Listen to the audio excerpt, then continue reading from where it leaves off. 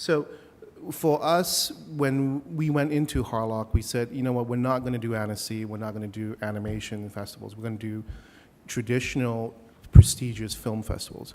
That's why we made a conscious decision of launching it in Venice. It's pricey, but I think it positions the film in a way where this is a, we're here to stay, and this is a real live, this is a real hot international, action, adventure, space movie, and so happens to be animation.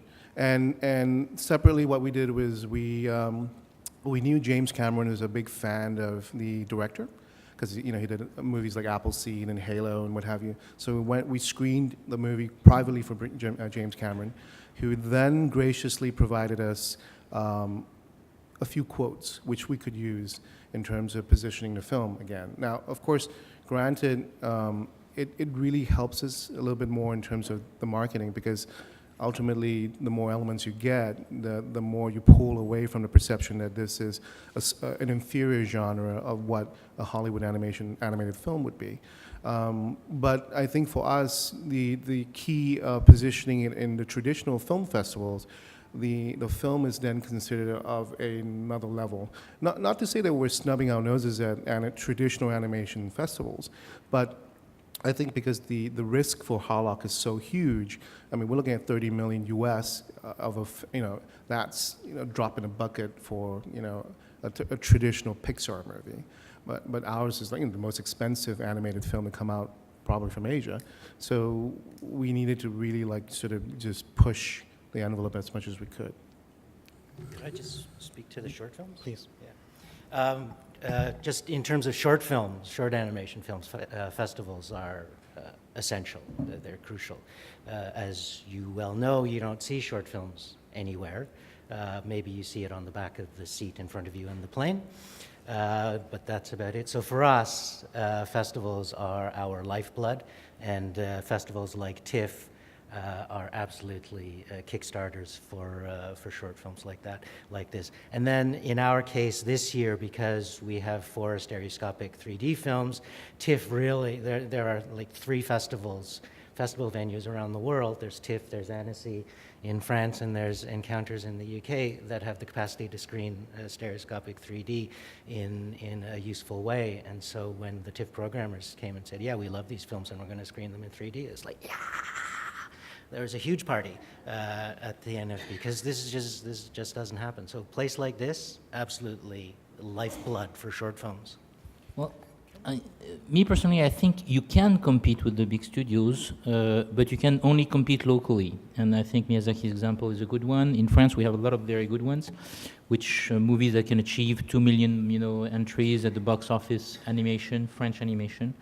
So locally you can, because if you really do something that have an appeal where the audience will say, okay, this is not the usual American thing I'm doing. This is my own culture. This is something that I really relates to as a French or as a Japanese or as a Chinese. Then you will really rush into theaters. But I'm not saying unfortunately, but it's almost impossible to do it on a global or on a world side.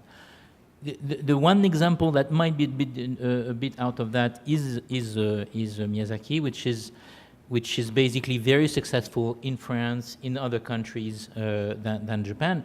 But you have to understand that it took 25 years to do that. So it was a relationship between the quality of the studio, which is Ghibli, which is a wonderful studio, the work of distributors locally. So I know personally the people that really 25 years ago loved Miyazaki's first work and started booking a few theaters and then more, and then every new movie will do more and more, and now is reaching 1 million entries in France. And the festivals. So to go back to your first question, the fact that he won the Golden Bear in Berlin, when you add up all that, the work of the distributor, the art and the talent, and the fact that it takes a long time, then you can be successful all over the world. But even if you compare it, the average success of a Miyazaki movie in Japan, in comparison with the US animation, and in the rest of the world, it's still not as impressive as you could get. But it is possible. If you do your work properly, you take your time, and you love the art, it is possible.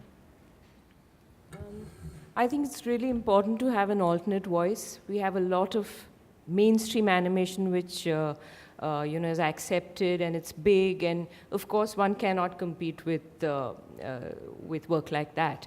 But as individual animators, I think it's certainly very, very important to push the envelope and to push the medium, to discover what you can do with this medium, and that's really what we've also tried with the film that I've made. We've done all the wrong things. We've done 2D, we've done, a long narrative. It's 78 minutes. It's very full. It's in Hindi, and we've brought it to a world audience. And the look and feel is completely, possibly different from what people have seen. But like Michael said, it's really important to test the waters, and that's what we came here to do. And I am pleasantly surprised. I was surprised kids aged 7 could actually follow a film which was so talky, which had so much of visual material. It was very busy. It's got a whole lot of subtitles, and at the end of it, they said, can we please have this in the languages that they spoke? They wanted it dubbed, and they said, can we see it on TV? Can we see it on the big screen? When you're going to release this film? So it's obvious, I think, that people do enjoy variety. People do enjoy, newness. And I think it's really important then to be able to give people, things that don't always belong only to one kind of a look, feel, the kind of mainstream animation we do get to see. Of course, these are the really big budget films, and you can't do anything about the way, one can't really market your work the way a big film would do. But I think certainly animation is an encompassing medium. It allows you to do many things. And one should possibly just do that. You want to say something? I don't think you can compete with the big studios. I mean, in general, they just have too much money, and they cross-platform every single thing. I mean, it's just way out there. If you're doing an animated film, and you're trying to say, I'm going to compete with the big studios, you're just lying to yourself. I mean, that's for sure. So I think the first things first is like, why do you want to tell this story in an animation format? That's the first thing. Then the second thing is like, how the hell are you going to make money with this, right? So then, if you don't make money with it, then how do you find funds that are not at risk, which is either through government funding or some form of fashion that you get some support. And then you can tell your stories. And then just be practical about it. Now, what is the marketing plan? Which festivals do I go? And what are the expectations? Apart from that, it just boils down to, you're going to be spending 3 years or 4 years of your life. So just be practical about it. That's the way I see it. Well, The African film Kumba uses a lot of international stars for voices. It's here at the festival, animated in 3D. And I'm just wondering about the voices you chose for different territories. Speak to that. Yeah, how important is voice casting? well, it's a tricky question. Well, it's tricky and not tricky. It's the easy way, to make it very simple. When you go to a distributor in a country and you have a movie that they more or less like, for them the easy way to market the movie is to associate famous actors from the local country and to make which is actually a good technique, because you don't have, you can put whatever voice you want in the character, and if you have good actors, it works very nicely. It's a good trick, but it's not enough to sell a movie. So if you think by just paying that and putting some money on the table, buying big actors' voices, you will make your movie successful, you're wrong. So it's one of the trick. It's very different when it's the actors from the original part. I don't know, I'm going to get a bit technical here, but you have two ways of doing animation. You have the Western way, which is basically Europe, United States, and some Asian country, and then you have the Japanese way. And the very big difference is that in the Western way, you record the voices before doing the animation. And in Japan, you do the animation and you record the voices afterward. Doesn't mean that they're not going to use famous actors, but you record the animation afterward. It gives you a very good it gives you very good information about the culture of animation in those different countries. It means that for Westerners, the actors are more important than the animators, and for Japanese, the animators are more important than the actors. It sounds like a joke, but it's not a joke. The fact is that Japanese studio, they believe that the actor is the animator. He's the guy doing the animation, and then the voice is just another thing around it.